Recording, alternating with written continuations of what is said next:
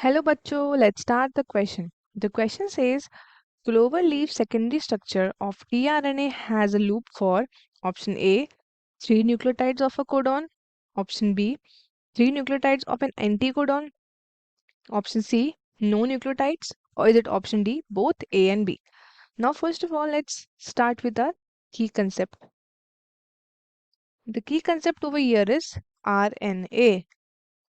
RNA. Now what is the full form of RNA?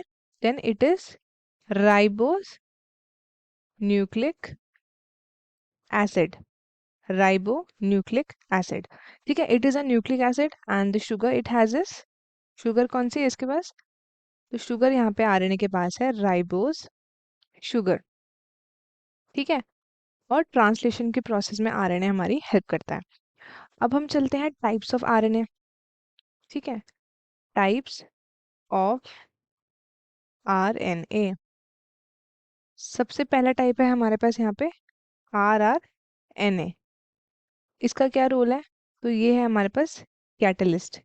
ये catalyst का role play करता है और सबसे मैक्सिमम प्रेजेंट होता है. ठीक है, मैक्सिमम प्रेजेंट. अब हम चल लेते हैं नेक्स्ट आरएनए की तरफ. तो वो है हमारे पास mRNA. ठीक है, mRNA.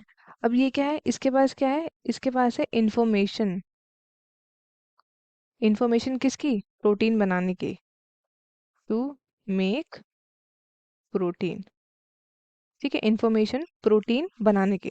और ये हमारे पास क्या होता है? ये हमारे पास लेस अमाउंट में प्रेजेंट है. अब नेक्स्ट क्या है हमारे पास? नेक्स्ट है हमारे पास tRNA. ठीक है, इसका नाम क्या है? इसको हम बोलते हैं अडेप्टर मॉलिक्यूल. अडेप्टर मॉलिक्यूल क्यों बोलते हैं? अडेप्टर मॉलिक्यूल इसलिए बोलते हैं क्योंकि खुद को चेंज करता है अकॉर्डिंग टू अमाइनो एसिड. ठीक है, ये रीड क्या करता है? Code of mRNA. mRNA के कोड को ही रीड करता है. अब नेक्स्ट क्या है हमारे पास? नेक्स्ट हमारे पास है SNRNA. ठीक है, SNRNA. अब SNRNA की फुल फॉर्म क्या है? तो इसको हम बोलते हैं small nuclear RNA. Small nuclear RNA. और ये किस में यूज होता है? तो ये हमारे स्प्लाइसिंग के प्रोसेस में यूज होता है. स्प्लाइसिंग क्या था? स्प्लाइसिंग वो प्रोसेस है जिसमें हम क्या करते हैं? इंट्रॉन्स को रिमूव करते हैं, एक्सॉन्स को जोड़ देते हैं. ठीक है, अब हम चलते हैं लास्ट की तरफ. तो ये है SCRNA. SCRNA. SCRNA क्या है? तो ये इसका फुल फॉर्म है हमारे पास स्मॉल साइटोप्लाज्मिक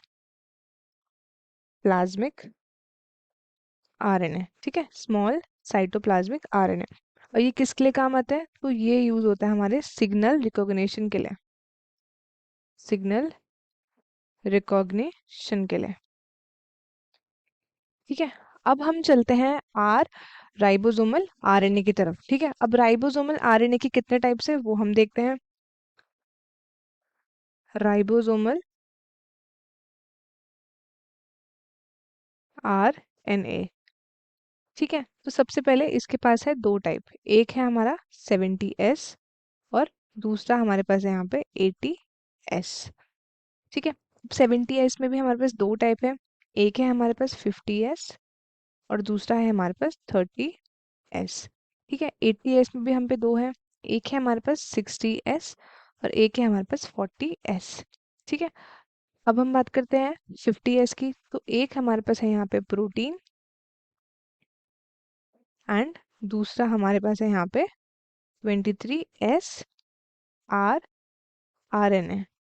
ठीक है, 30S की बात करते हैं. तो एक तो है यहाँ पे प्रोटीन, दूसरा है हमारे पास यहाँ पे 16S RNA. ठीक है, 60S में भी क्या है? एक हमारे पास है यहाँ पे प्रोटीन, एक है हमारे पास 28S, एक है 5.8S एंड दूसरा है 5S. ठीक है, अब 40S की बात करते हैं. तो एक तरफ है यहाँ पे प्रोटीन और दूसरी तरफ है यहाँ पे 18S. ठीक है, अब क्या होता है? जो आरएनए हमारे न्यूक्लियोलस के अंदर फाउंड होता है, न्यूक्लियोलस के जो इनसाइड होता है वो कौन सा आरएनए होता है? तो वो होता है RNA.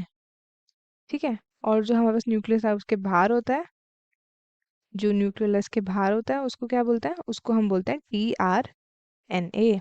ठीक है, अब हम चलते हैं क्लासिफिकेशन ऑफ tRNA की तरफ। tRNA, ठीक है।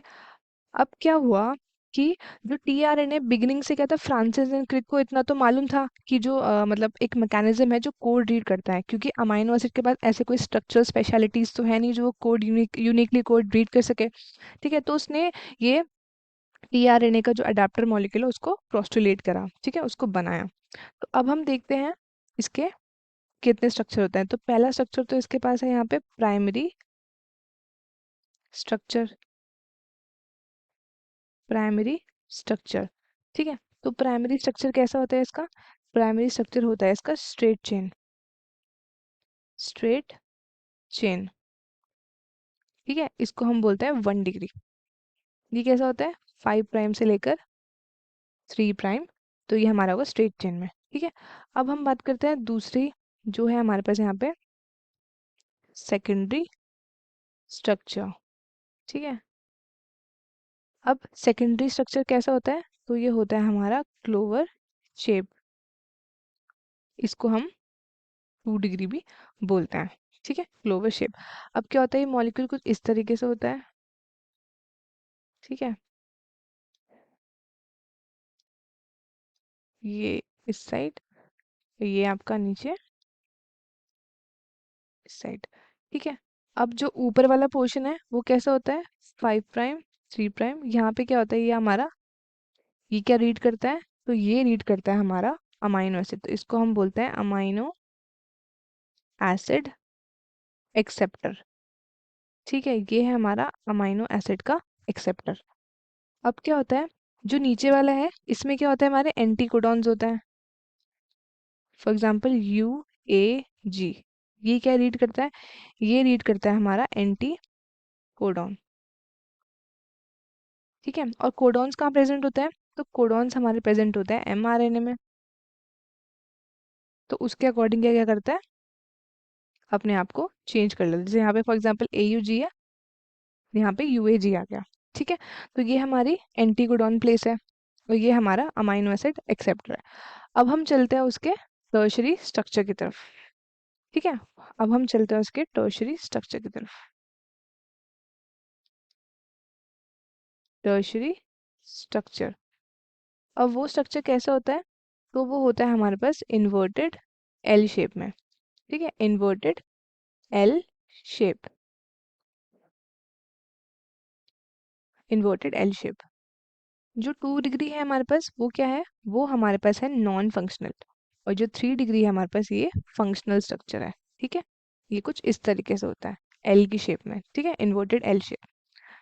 तो अब हम चलते हैं क्वेश्चन की तरफ। क्वेश्चन में हमसे क्या पूछा है, clover leaf shape, clover leaf secondary structure of tRNA has a loop for option A 3 nucleotides of a codon, option B 3 nucleotides of an anticodon, no nucleotides, both A and B। तो option B जो है हमारा correct है, क्योंकि codon तो mRNA में होता है। ठीक है, न्यूक्लियोटाइड्स की यहाँ बात नहीं हुई, बोथ ए एंड बी भी हमारा गलत हो गया, क्योंकि बी हमारा करेक्ट है एंटी कोडॉन के लिए, और कोडॉन कहाँ पे होता है, कोडॉन हमारे mRNA में होता है। आई होप आपको क्वेश्चन अच्छे से समझ में आया होगा। All the best and thank you so much.